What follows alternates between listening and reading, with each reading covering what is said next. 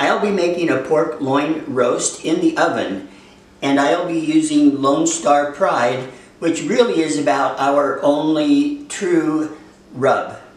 The reason we don't do many rubs is because they have far too much salt.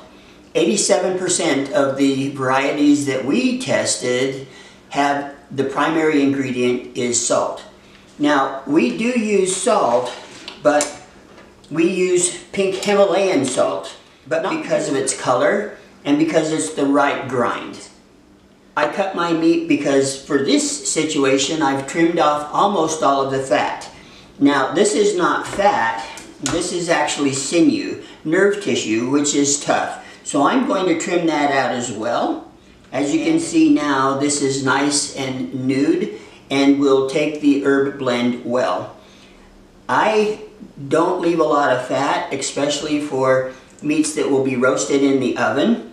And that's another one of the advantages of using Lone Star, is because you can use it in a smoker or barbecue grill, but with this blend, we put this smoke inside the seasoning. So using this, we still get that wonderful barbecue flavor, but even cooking indoors. I have split this in half, and the reason I do that is because I'm trying to permeate flavors throughout the meat. With typical barbecue, most folks use a whole muscle meat, like a full brisket or a pork butt, and they like to leave a lot of fat on. For the grill or smoker, that's not a bad idea because as the fat renders, it goes into the meat and keeps it moist. There's two problems in my estimation for doing that. First of all, is the salt is all on the outside. And as the fat renders, that's fine, but there's still typically a fat cap, and we don't eat that fat cap. Most of us don't find that appealing, and so we peel it off. So then all of the spice and seasoning is often taken off the meat. The other reason I do this is obviously because this is a thick piece of muscle. By making this thinner, I can use a certain amount of spice right on the inside, and I can control that flavor more readily. And again, remember, this is a salt, so we don't want to overdo it. I'm going to then lay this over, and I could go ahead and season the outside right now, but not because I need to, but just for presentation purposes, I'm going to go ahead and tie this. I want to serve this whole to my friends and family, and by doing that, I want to have that nice professional finish that comes with the string and its presentation. Now that this pork loin roast is tied, I believe it has a better presentation quality.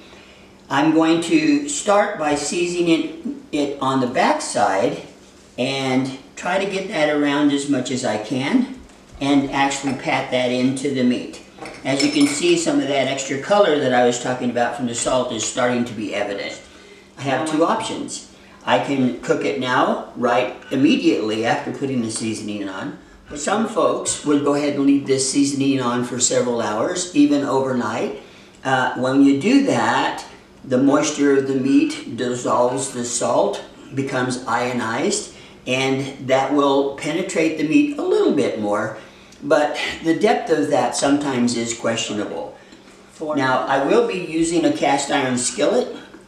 It's nice and heavy, and it can withstand the temperatures in the oven as well, so I only have one pan. I will want to get this fairly warm first, and I'm going to sear the meat.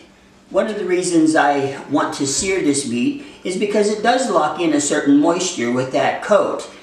The other thing of it is, again, I'm looking for presentation, and I want that color.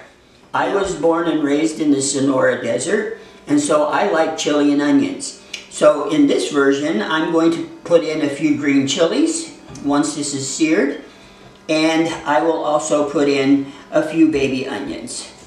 Now, yes, this will flavor the product, and some folks would go ahead and want to cut these open and de-seed them and all of that.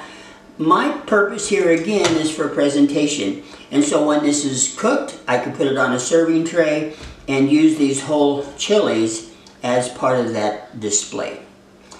We'll see it when it comes out of the oven.